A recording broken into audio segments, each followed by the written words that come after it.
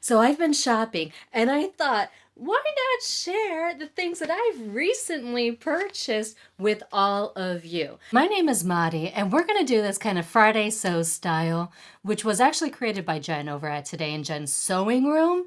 And so I'm going to share with you my haul, the special little foot doodaggy thing for my sewing machine, as well as some of the plans that I have for my haul. So let's just kind of jump right on into this. So recently I was doing a little bit of online fabric shopping and I came across this at Fabric Mart located over in Pennsylvania. They were running like a 60 or 65% off sale on everything store wide recently. And I couldn't believe my eyes when I saw that they had this Alexander Wang hide and they were selling them at $20. So when I saw that they were only 20 bucks, I picked up two of these super quick because I've got plans for them. If you're not familiar with Fabric Mart, they actually give you little stickers that have all of the details for your purchases here. So this leather here is a black lambskin stretch leather, and it's by Alexander Wang, and it's 4 to 6 square feet per hide. I got two of them at $20, as I mentioned, and really, you all, I think it was such a steal. So looking close at this leather, I mean, it's got a really beautiful feel on this side. It's nice and soft. This is the most perfect garment leather that you could possibly find. I mean, it is just great. And then when you look at the other side, it actually does have fabric on there. And if I pull it, you can see that it is stretchy. Now, I know that they say this is stretch leather. Don't plan on your actual leather stretching much. I mean, it'll give just a little bit. But don't plan on having amazing recovery if you're making pants out of these. So just keep that in mind. Yeah, I'd stick to more loose fitting type of garments, skirts, looser fitting pants, or in my case, I'm actually planning on making an oversized button down t-shirt. And I'm going to make the button placket in leather, my collar in leather, and then also the cuffs. And I keep going back and forth on whether or not I want pockets, but I think I'm going to add like a crazy amount of pockets to this shirt, like maybe 4 of them, or 6, because it's going to be oversized.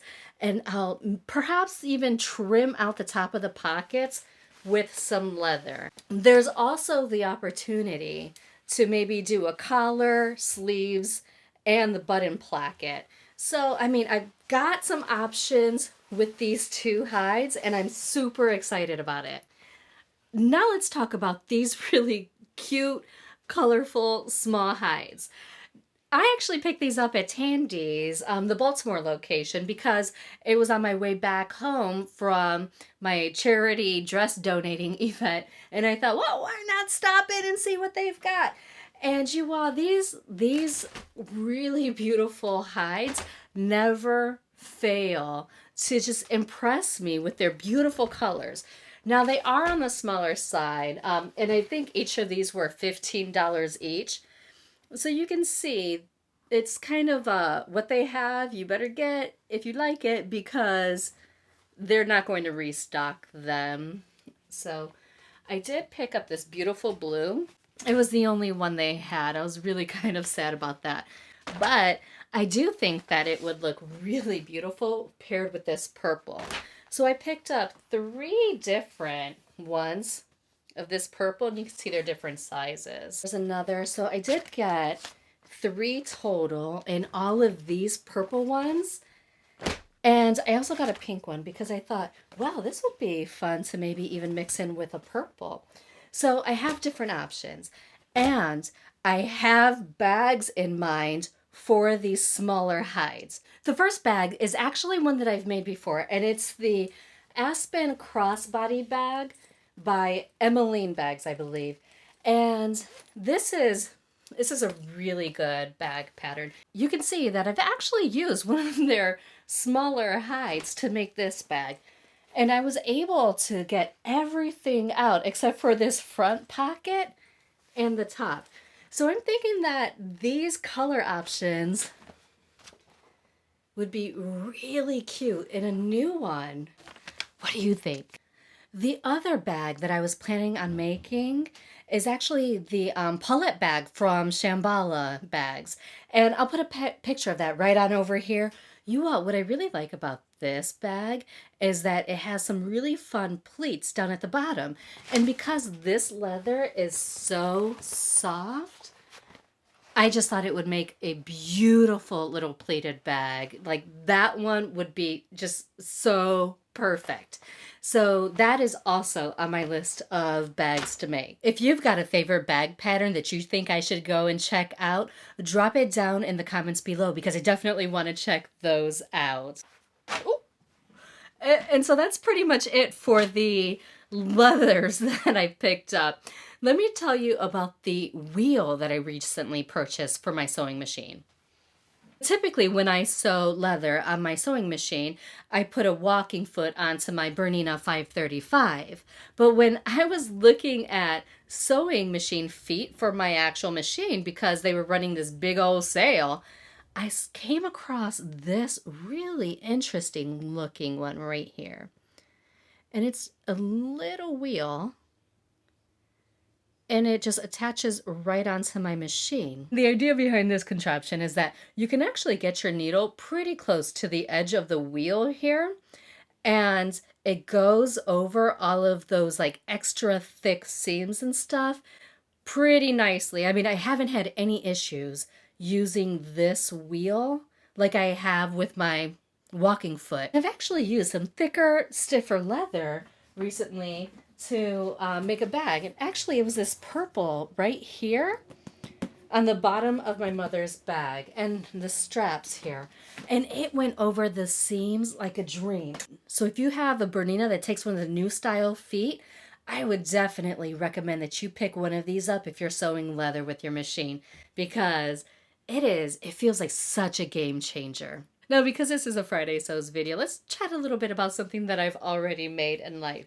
So, you all, my mom, she she's so supportive, but like she gets in her mind like these projects that she wants me to make for her, and well, it's she finds a way to get them. Just like her dog bag. I have had this thing for a while now, and I'm not gonna lie, it was a bit of a beast to work on with my Bernina because it was just a lot of real estate that didn't really want to bend and fold because this stuff was so thick.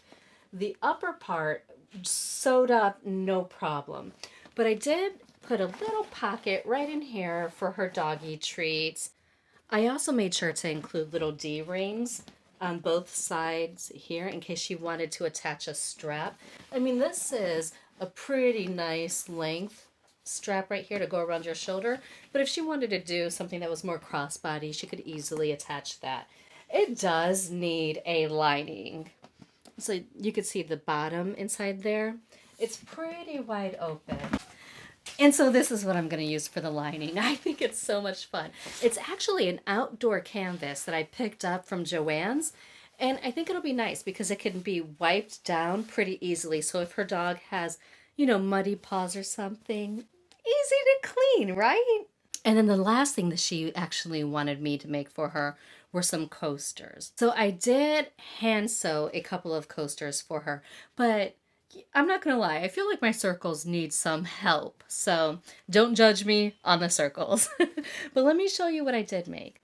So these are the coasters that I made for my mom, and I've actually sealed them so that way they won't be damaged by water. But I laser engraved this really fun image right here with the roses and the snakes. And so she has 3 of these. Yeah, so there's 3 of those. And then there's this design here, which is a really fun death moth. You can see the little skull on the back in a floral bouquet. And so she has 3 of those. But I have to say, I'm not exactly thrilled with the look of my circles. So that's something that I'm just going to have to work on a little more. I mean, they look they're looking a little wonky-ish on some of these coasters, but she's my mother and I know she's not going to mind. I mean, I hope. And while we're talking about coasters, I've actually made and designed some bat coasters that are really, really fun. So these are hand punched and hand stitched using some 1 millimeter thread. And I just really love the way those look. And then, of course, I made a version on my sewing machine. So it's a bit of a different look, but I really do think that they came out super cute. And you all, I actually made a free template for you all to make your own bat coasters and a little tutorial. And that's right on over there. So make sure that you click on that video and let me know what your thoughts are on the bat coasters. And you all, until next time, I hope that you have a great day.